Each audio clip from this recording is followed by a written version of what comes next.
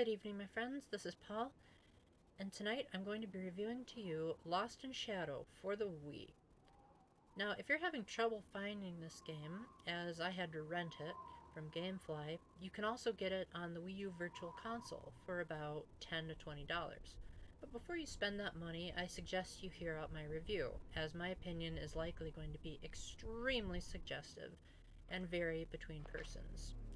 So to start off, you've got this magnificent CG cutscene that is up there with the likes of Super Smash Bros. Brawl's Subspace Emissary that shows this guy that looks like he's from a Dark Souls game that rips a boy's shadow from his body and then tosses the shadow to the bottom of this tower. Your objective is to climb to the top of the tower and defeat the shadow monster that's been ripping out other shadows as well. That's about as much story as you're gonna get. The game pretends that it has more depth than that, but honestly, it's one of those you kind of have to interpret it for yourself kind of stories. So, the game is a side-scrolling platformer with occasional action segments, but for the most part, a more accurate term for this game would be a puzzle platformer, as you have 3 difficulty levels.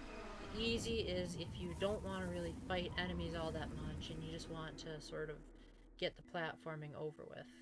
Medium is sort of a nice balance, and then hard has a ton of enemy variety. You move sideways, eventually you gain the ability to move in 3 dimensions, but that's not until fairly late into the game. And you also eventually get a sword so that you can attack the enemies in your way. Your objective for each level is either to escape from the shadow beast that's chasing you, or to find 3 Eyes of Sauron. Monitor eyes. You have to admit, they look kind of darn similar. And then, only then, can you get past the barrier that prevents the end of the level. I think this is kind of a stupid design choice, in my opinion, because it sort of slows down the pace of the game, and in my opinion, that's pretty much the biggest detractor, is that this game just wants to go on forever. Now, at first, if you would have told me that when I first started this, I would not have found that as a bad thing, as I initially loved this game and thought the premise was absolutely amazing. You've got some of the most gorgeous graphics I've ever seen on the Wii, and also some of the best lighting for that matter, and you're controlling a boy that is primarily confined to the background, which you don't often see in a platformer. And you have to rely on using the Wii Remote to manipulate either the lights or the objects around you to make sure that there are enough shadows for the boy to stand on, otherwise he'll fall into a bottomless pit. Shockingly, you can also cut through the shadows if you get a sword that allows you to attack the enemies. But apart from that, the shadows are basically your guards, or wall blocks, whatever you want to call them. Now, on to the issues with the game's pacing. That's probably going to be the biggest detractor as to whether or not you're going to get this game. If you're the type of person that loves puzzle platformers and is one of those, I don't want this game to end because it's so cool, then it's an easy recommendation, as this is one of the better puzzle platformers that doesn't have an overly complicated story or forces you to play puzzles that are so tough they're like on the caliber with the Myst series. So let me explain how frustrating it was for me, trying my best not to spoil it as much as possible. So first, you have to climb up to the top of the tower. Sounds simple, right? But then you get to the top of the tower, and then all of a sudden the game says, hey, you know what? There's this game called Metroid that encourages you to re-explore areas you've already been to. So let's get you to find these unnecessary MacGuffins, and then you can proceed. So then I had to search through 5 floors that I had already discovered, and then after I found all the MacGuffins, then I had to climb up another tower. Thankfully this one was pretty short, but still I was like, another tower? This isn't Lord of the Rings, people. There should only be one tower. Then, as if that wasn't bad enough, then I got to the top of that tower, and then they said, oh, we have something else we need you to do. So then I had to go through 3 more annoying long levels that thankfully at least had good music and graphics. And then finally, a proper boss fight, which is actually the only one in the game. Most of the enemies go down fairly easily, especially if you know their patterns. Combat, with the exception of that final fight, which was actually surprisingly satisfying, is relegated to attacking with your sword. You can attack up to 3 times, and that's about it. You never learn how to parry, you never even learn different techniques. And oftentimes the hit collection feels very weak, as it's not until very late in the game do you actually get a sword that seems like it has range. Your sword is about half the size of the boy itself, and if you can even see the boy properly in the screen, that's not a very long sword. If you could maybe like do anything, like jump, backflip, anything besides just swinging, that would have immensely improved the experience. As it stands, the game wants you to go back and forth, trying to find the 3 monitor eyes, plus trying to find all the hidden extra stuff that you couldn't get before because you were missing out on a crucial ability. And it seems like the game just seems to get more and more sloppy the more you get through the game, as I found that there were oftentimes way worse jump detection the further I went along. When I first played it, I said, man, this is one of the best platformers since New Super Mario Bros. Wii. But then I kept saying, ugh, when can this stupid game just be over? Now, one thing that never got old was the music. My sister, she and I played this game called Typo Man for the Wii U. Now, we never actually managed to beat it because it's a very depressing game, and it has these similar type of aesthetics, except it's more so that it's made out of letters instead of shadows. And so my sister, when she saw this, she's like, oh my gosh, Paul, it's like you're playing a sequel to Typo Man. And yeah, if you've ever played that game, this game has similar very eerie slash ambiance type of music that really makes you kind of just feel depressed while you're playing it. Thankfully, there's so much light, because, you know, how can you have a shadow without light?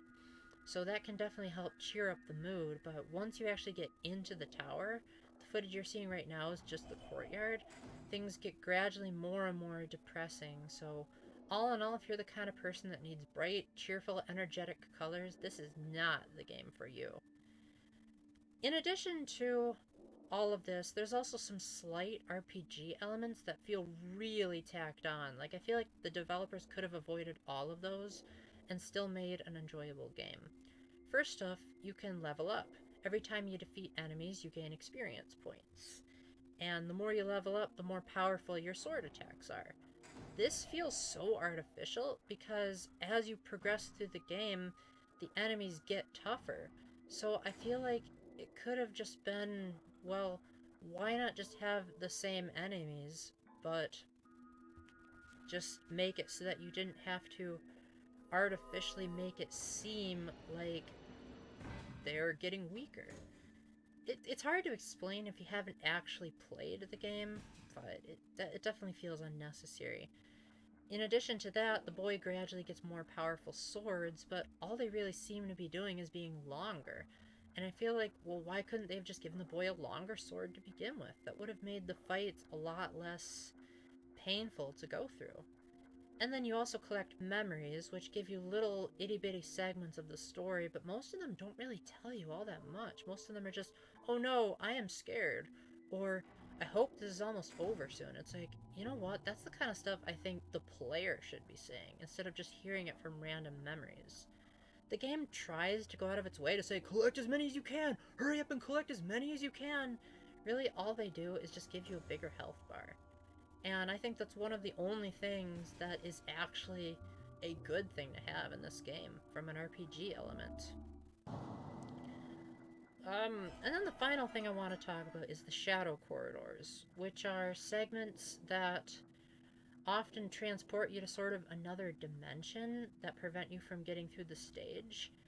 And what they do is they generally are very linear, sort of much more heavy on the platforming type segments that involve rotating the entire stage so that the light source will change, that you have different types of shadows, or you can maneuver the lights. And typically, every time you make a mistake, like say you rotate the stage so that you get crushed by the incoming shadow, it doesn't deplete your health, but falling off the stage or getting hit by an enemy does. So it feels like it's sort of a contradictory concept. Like, okay, if you're not going to get damaged by being literally crushed to death, why am I taking damage for falling? I feel like there should be a universal system. Either make the boy take damage or not. There's also very few health pickups. Surprisingly, the only way you can get health besides standing in a regenerator is to actually go into a shadow corridor, which is the only alternative way to refill your health is to defeat enemies. And seeing as the enemies will actually try to hurt you, it's like, okay, so they're implementing a risk-reward system into this? So, Lost in Shadow is a beautiful game that is a lot of fun to play the first couple of stages. However, it long wears out its welcome by about the 10th floor of the tower, and you're going to be going through like 60 some odd floors before you get to the ending. And there's not really enough substance here to just keep players wanting more. Sure, the game introduces new concepts, but the more it introduces, the more frustrating the gameplay seems to be. The motion controls work fine, but the Metroidvania tacked on elements make this game feel like it could have been better if the developers would have just not been so ambitious and tried to just shove in so many things into the game. Maybe if they had removed the combat entirely and just made this a puzzle platformer. I can think of so many ways this could have been improved. And I'm not saying I don't want a sequel. I just think the base game is kind of rocky. Not terrible, but also it could have been a lot better for the way it was advertised. So I would say maybe get it, but like try it as a rental or on sale. Definitely do not buy this full price. With that, thank you very much for listening, and until the next time, keep the faith, stay epic, God bless, and keep an eye on your shadow, because you do not want to climb these towers.